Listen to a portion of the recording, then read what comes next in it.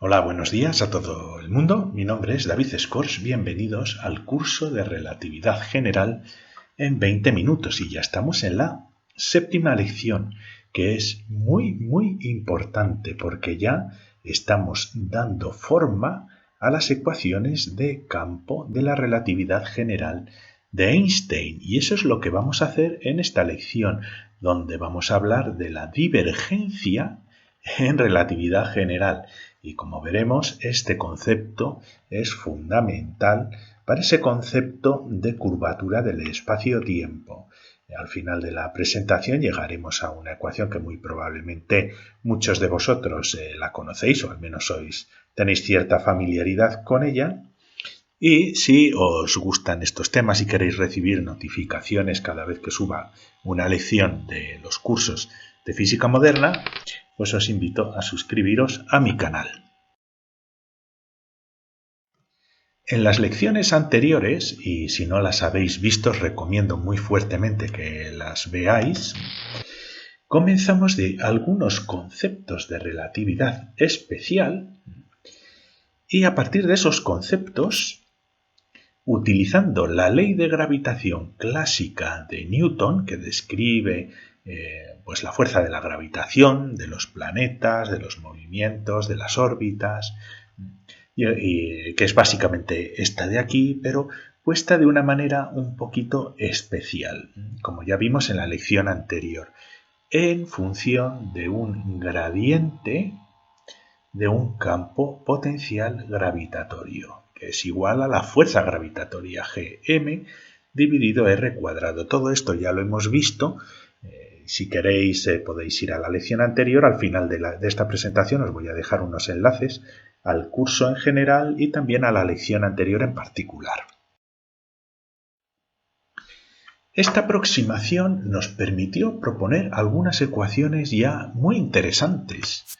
Por ejemplo, esta de aquí, donde en vez de un campo de energía potencial gravitatoria hemos introducido el tensor métrico que nos da la estructura del espacio-tiempo como si fuera un campo de energía gravitatoria y por lo tanto un gradiente multiplicado por 1 por menos un medio, un gradiente del tensor métrico nos proporciona la ley de gravitación de Newton, pero incorporando aquí un c al cuadrado. Y seguimos un poquito explorando esta ecuación y llegamos a la conclusión de que Einstein, de una manera muy temprana, ya llegó a una ecuación de este estilo, donde especificamos el gradiente en 3 dimensiones del tensor métrico, nu, que es igual a esta expresión, a g dividido c a la cuarta r cuadrado y multiplicado por la energía.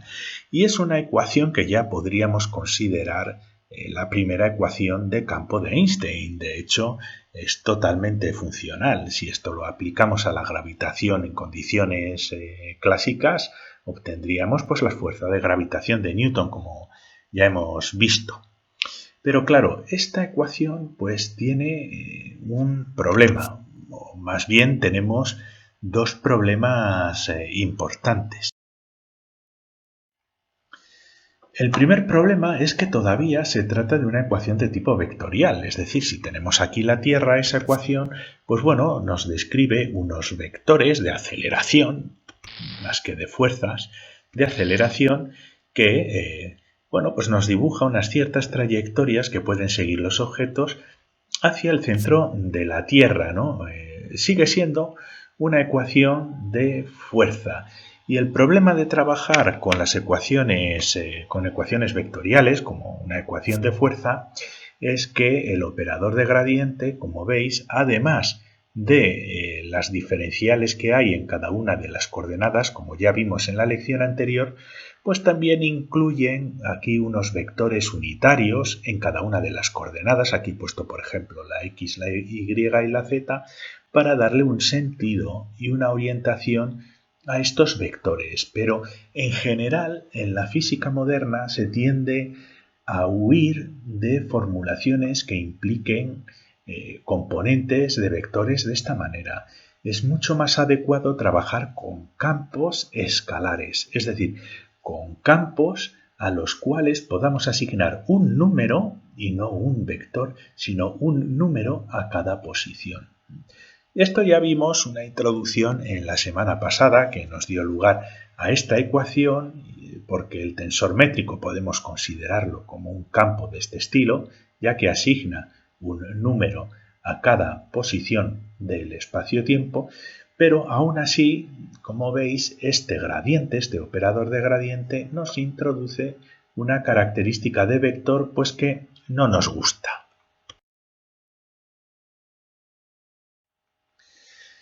Así que lo que vamos a utilizar una aproximación, que bueno, no es una aproximación nueva, ya se desarrolló mucho en fluídicas, en dinámica de fluidos, en la física clásica, ¿no? Fijaos en esto. Aquí tenemos la Tierra, aquí tenemos el campo de energía gravitatoria, tal y como lo hemos definido en la lección anterior. Cada raya, cada círculo implica una zona de energía potencial con un número, ¿no? Un característico, y gracias a estas líneas de energía de potencial gravitatorio, como vimos en la lección anterior, podemos reconstruir los campos de fuerza, de vectores de fuerza, en cada zona del espacio. Pero quiero que os fijéis en una cosa. Conforme más alejados estamos de la fuente del potencial gravitatorio, de la fuente de la gravedad, en este caso la Tierra que está rotando, cuanto más lejos tenemos menos densidad de vectores porque el campo es menos intenso, y conforme nos vamos acercando a la superficie de la Tierra, la intensidad, que aquí lo represento como el número de vectores, se va haciendo más grande porque estamos incrementando la intensidad de las fuerzas de gravedad conforme nos vamos acercando. Entonces, si veis, hay un aumento en la intensidad de la fuerza conforme disminuimos la distancia al centro de la Tierra. La fuerza aumenta conforme disminuimos la coordenada radial. ¿De acuerdo? Aquí hemos eliminado los círculos de campo de energía potencial gravitatoria para poder observar este fenómeno un poquito mejor, solo con los vectores alrededor de la Tierra, y podemos ahora de nuevo calcular un nuevo gradiente, pero en vez de ser un gradiente de energía potencial gravitatoria como vimos en la lección anterior, vamos a generar un gradiente de fuerza que, como veremos un poquito más adelante, ese gradiente nos va a dar de nuevo un número. Y este gradiente lo vamos a definir como lo que cambia de la fuerza, lo que cambia en intensidad, en magnitud, la fuerza, con el cambio en la coordenada espacial. En este caso, el cambio en la coordenada radial, que como veis vuelve a ser un gradiente, pero es un gradiente de vectores de fuerza. Es un gradiente de intensidad de fuerza. Y a este gradiente se le denomina divergencia. Se le denomina divergencia. En este caso, como veis, hay una convergencia, una divergencia positiva, eso como se llama, de vectores de fuerza hacia el centro, ¿vale? Y a este gradiente se le denomina divergencia y va a ser un número, y es lo que cambia la intensidad de la fuerza de este campo de fuerzas con respecto al cambio en coordenadas. En este caso, la divergencia para una fuerza de tipo atractora hacia el centro de la Tierra va a ser menor de 0. ¿Por qué? Porque la fuerza, el cambio de la fuerza conforme nos vamos acercando al centro de la Tierra va a ser positivo, va a haber una magnitud mayor aquí que aquí, y sin embargo estamos acercándonos a la Tierra, por lo tanto el intervalo de radio va a ser negativo. La divergencia negativa se denomina convergencia y este es un campo que converge hacia el origen de coordenadas que hemos puesto aquí en el centro de la Tierra.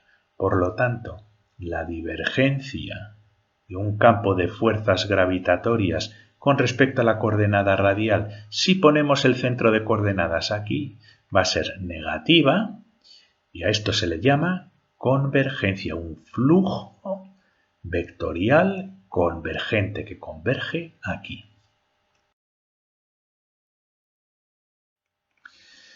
Para las fuerzas de sentido opuesto, pues la divergencia va a ser positiva y como no existe una fuerza de repulsión gravitatoria, pues yo lo he hecho de esta manera, he puesto el origen de coordenadas aquí, esta es la coordenada radial y he puesto pues 3 tierras aquí que nos generan un campo de gravitación, de atracción, de tal manera que cerca del origen de coordenadas pues tenemos muy poquitos vectores de fuerza gravitatoria y conforme nos vamos incrementando la distancia con respecto al origen, pues se va incrementando ese flujo de fuerza gravitatoria conforme nos vamos acercando a la Tierra.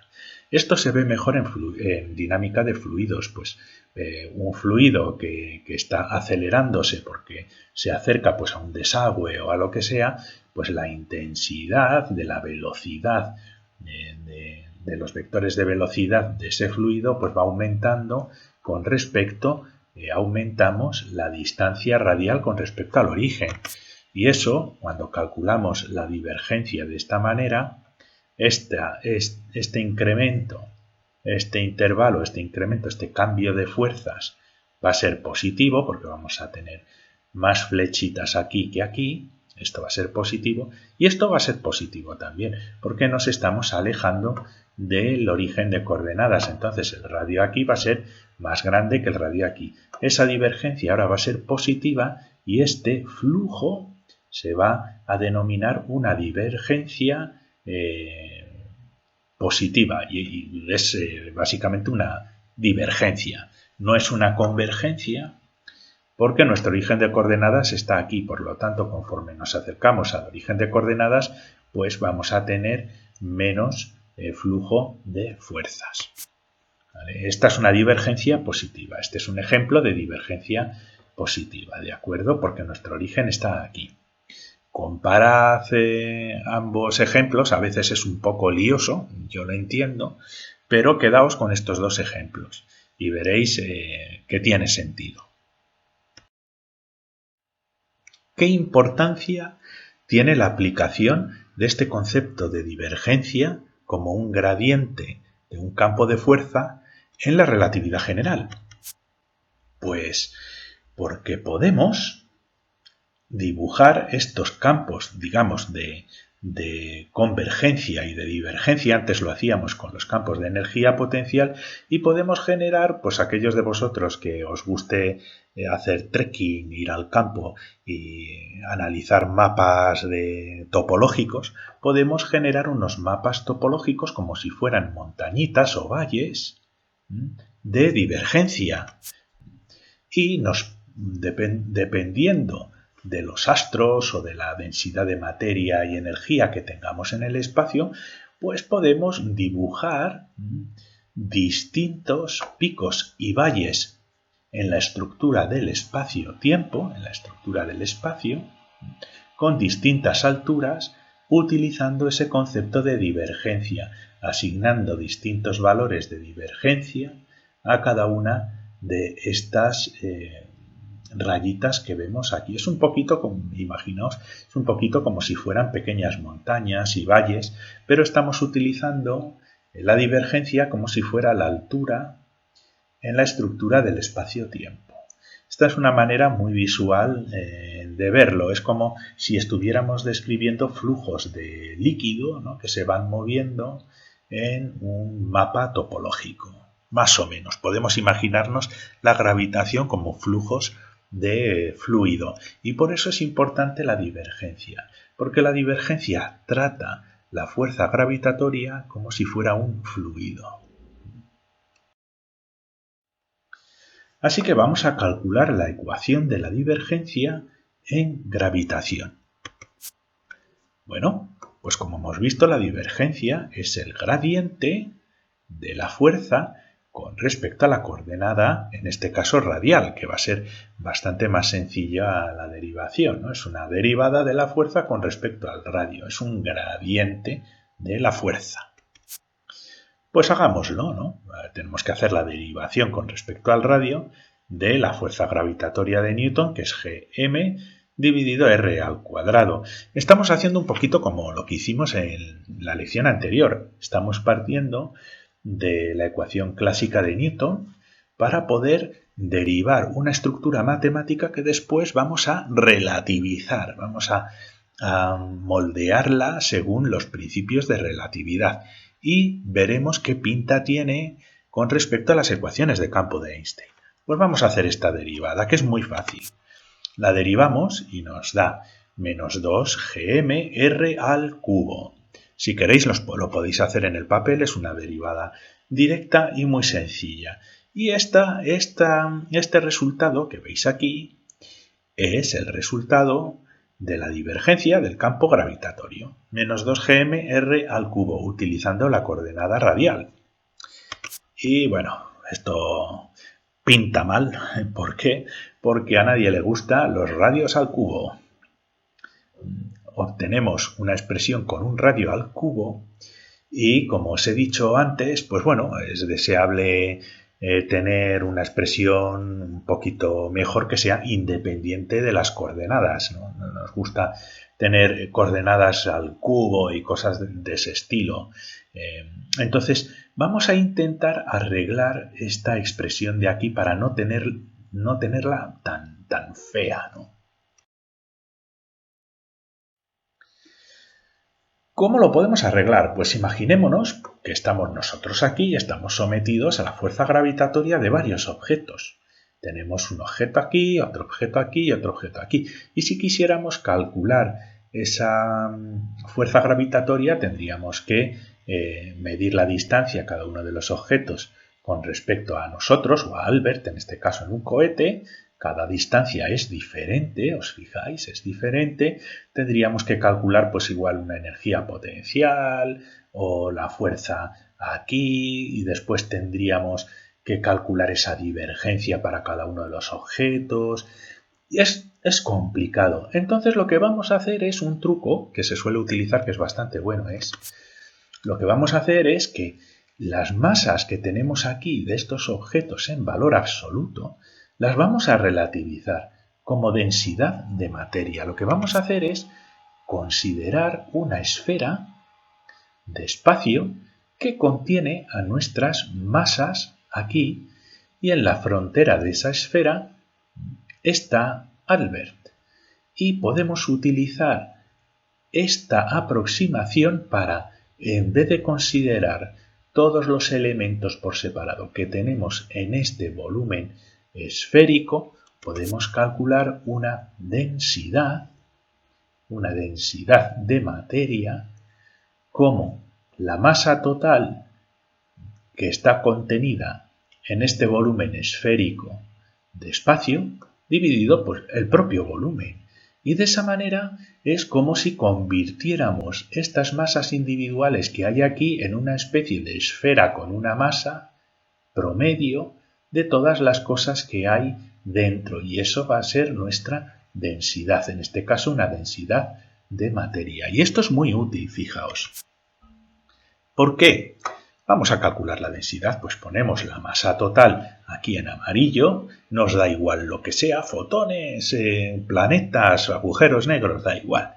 Ponemos la masa total y la dividimos por el volumen de una esfera, que es 4/3 de pi radio al cubo. Y ahora lo que vamos a hacer es despejar la masa para ponerla en función de la densidad. De esa manera relativizamos la masa a una densidad de un volumen de espacio. Y el resultado es este. Es 4/3 de la densidad pi r al cubo. Muy bien, recordemos esta expresión. Ahora vamos a intentar arreglar la ecuación de la divergencia, que si os fijáis, nos había dado que la divergencia de la fuerza gravitatoria, que es el gradiente de fuerza, es igual a menos 2gm r al cubo. Bien, la expresión de la masa en función de la densidad es 4/3 de pi r al cubo. Y fijaos, un r al cubo aquí, otro r al cubo aquí. Pues vamos a sustituir la masa. Sustituimos la masa y nos da que la divergencia del campo gravitatorio en coordenadas radiales es menos 4 por 2, 8, gm, pero ya la m lo sustituimos por todo esto. Tenemos aquí la densidad, pi r al cubo, dividido 3, ¿vale? Está aquí, 3, r al cubo. Y obviamente un r al cubo. Con este r al cubo se nos va a ir y nos va a dejar una expresión súper bonita, que es menos 8/3 de pi g por la densidad de materia. Y hemos de esta manera relativizado esa divergencia de la fuerza gravitatoria y la hemos puesto en función de la densidad de materia de un espacio que estemos considerando. Ahora, la divergencia solo depende de la densidad de materia, no del radio. ¿Por qué? Porque la densidad de materia ya incorpora dentro de su fórmula pues, ese volumen de espacio que estemos considerando. Todavía nos quedan algunas cositas para arreglarla. Esta es la fórmula que hemos obtenido, menos 8g pi 3 y la densidad de materia. Pero nos gustaría generalizar un poquito esta expresión porque lo tenemos en una coordenada radial y al final es unidimensional, ¿no?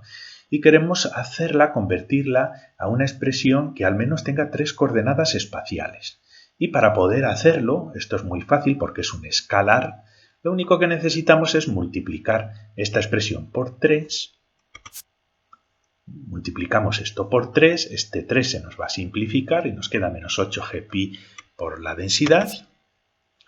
Y ya podemos incorporar este operador de gradiente, el operador del en 3 dimensiones, que actúa sobre la fuerza, sobre los vectores de fuerza, y nos da como resultado menos 8g pi densidad de materia. Fijaos, esto es realmente esta clase de operación es un producto escalar de dos vectores.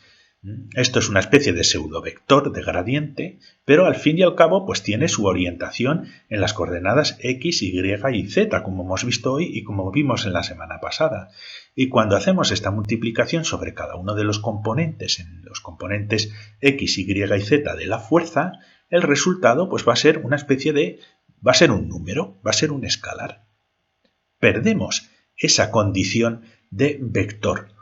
Es como si multiplicamos el vector a por el vector b, el resultado es un producto escalar. Esto de aquí va a ser un número.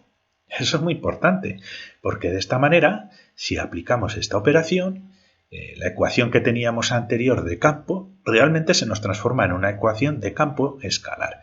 Pero vamos a verlo. Tenemos este resultado. La ecuación de Poisson de la gravitación es el resultado que hemos obtenido. Esta ecuación de Poisson no solo es de la gravitación, sino que funciona en el campo eléctrico, en dinámica de fluidos. ¿Por qué? Porque es un gradiente de cualquier cosa que sea un campo vectorial.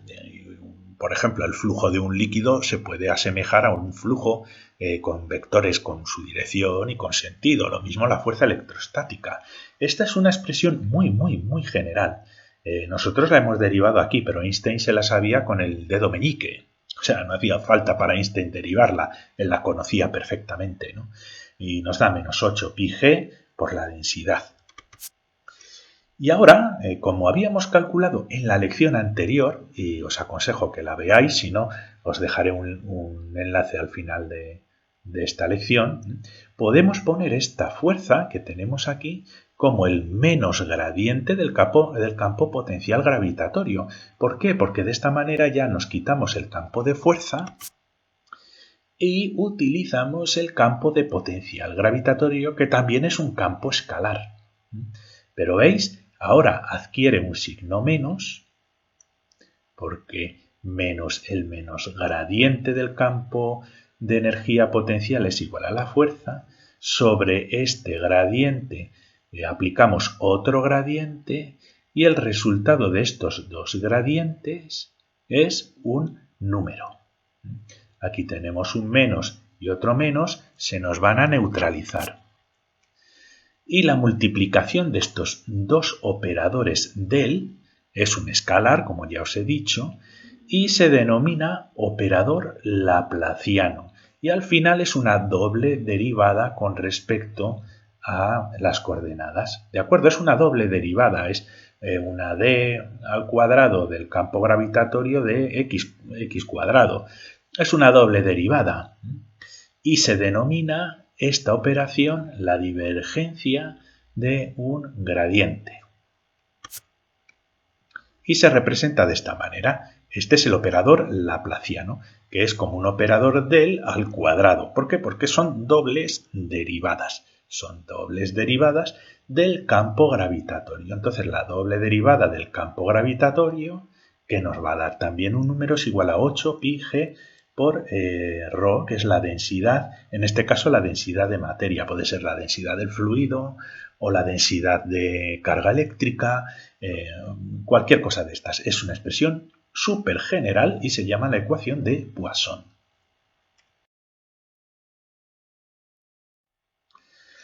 Y ya solo nos queda dar un paso, relativizar la ecuación de Poisson como hicimos la semana pasada, de la misma manera que hicimos la semana pasada para la ecuación de Newton de la gravitación.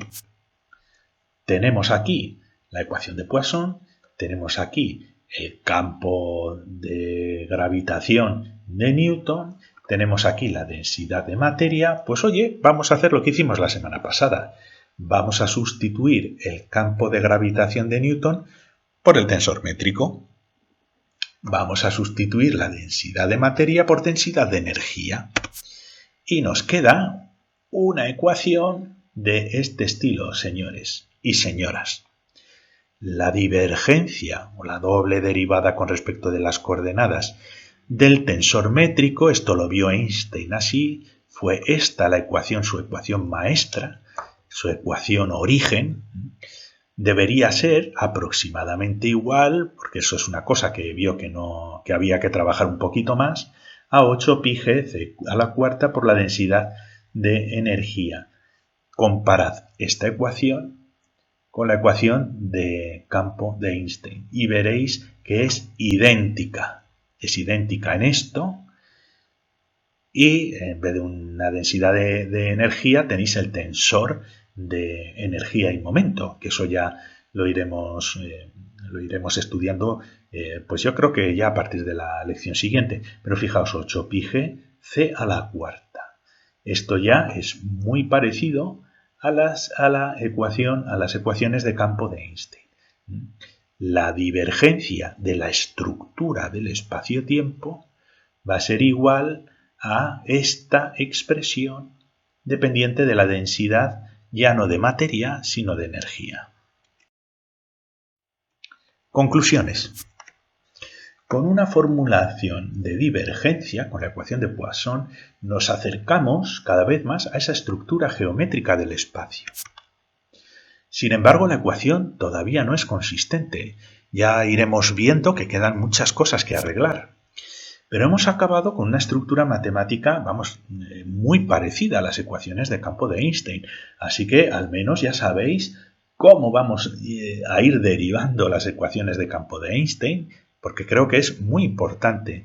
Son cosas que normalmente no se suelen dar con detalle en los cursos de física, ni siquiera a nivel universitario.